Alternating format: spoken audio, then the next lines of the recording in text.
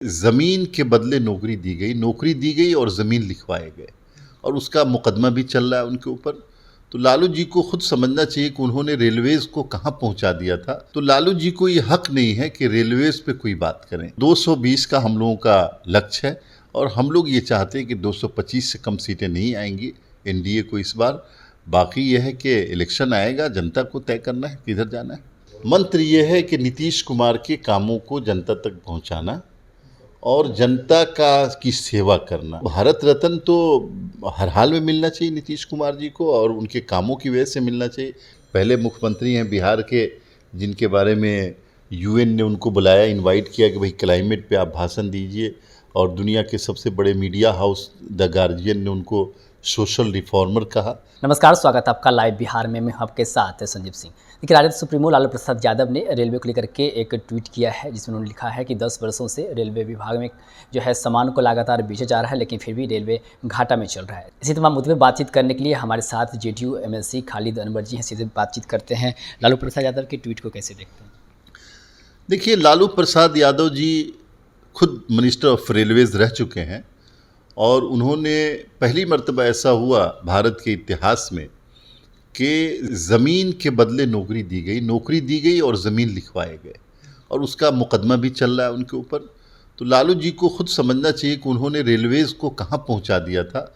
जो रेलवे फ़ायदे का सौदा हुआ करता था वहाँ नौकरियाँ बांटी गई और ज़मीन लिखवाई गई और तरह तरह के ऐसे काम किए गए, कई सेक्टर में काम किए गए ऐसे कि जो स्पेशल कॉरिडोर उन्होंने मालवाहक गाड़ियों के लिए शुरू किया, वो भी उस पर भी कई सवालात खड़े हुए।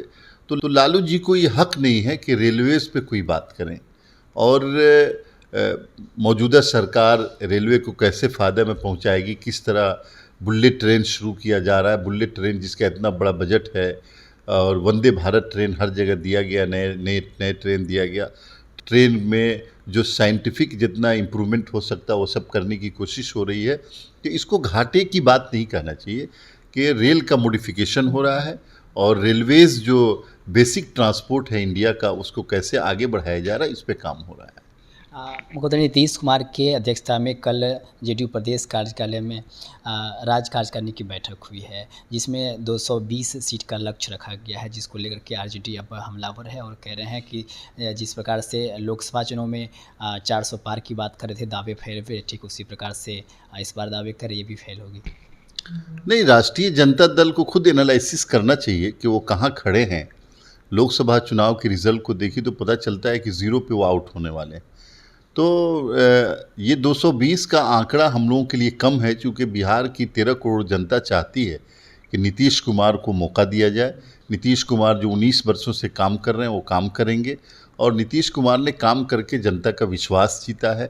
हर सेक्टर में काम किया है, बिजली का सेक्टर हो, रोड का सेक्टर हो, सामाजिक न्याय का सेक्टर हो, रोज़गार का सेक्टर हो, किसानों के लिए काम करना हो, हर सेक्टर में बड़े काम किए हैं और एक यानी माइलस्टोन उन्होंने इस्टेब्लिश किया है इस फील्ड में। तो 220 का हम लोगों का लक्ष्य है और हम लोग ये चाहते हैं कि 225 से कम सीटें नहीं आएंगी एनडीए को इस बार।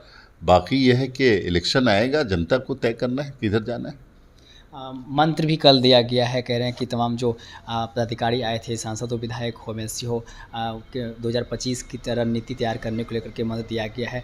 किस तरह से आप लोग तैयारी कर रहे हैं? क्या कुछ तैयारियां हैं 2025 को लेकर के? देखिए, मंत्र कुछ नहीं है।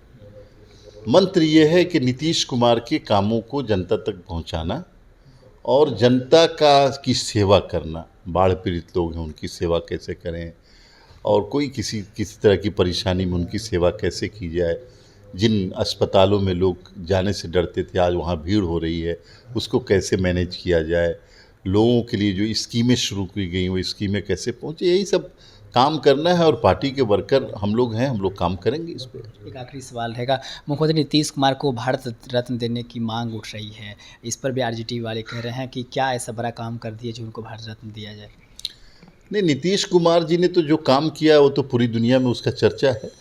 पहले मुख्यमंत्री हैं बिहार के जिनके बारे में यूएन ने उनको बुलाया, इनवाइट किया कि भाई क्लाइमेट पे आप भाषण दीजिए, और दुनिया के सबसे बड़े मीडिया हाउस द गार्जियन ने उनको सोशल रिफॉर्मर कहा और यूनिसेफ, और यूनेस्को, किसने उनके लिए काम उनके लिए बात नहीं की है। तो भारत रत्न तो हर हाल में मिलना चाहिए नीतीश कुमार जी को, और उनके कामों की वजह से मिलना चाहिए, कोई पैरवी की ज़रूरत नहीं है। और मैं तो क्या कहते हैं कि इसकी पूरा समर्थन करता हूँ।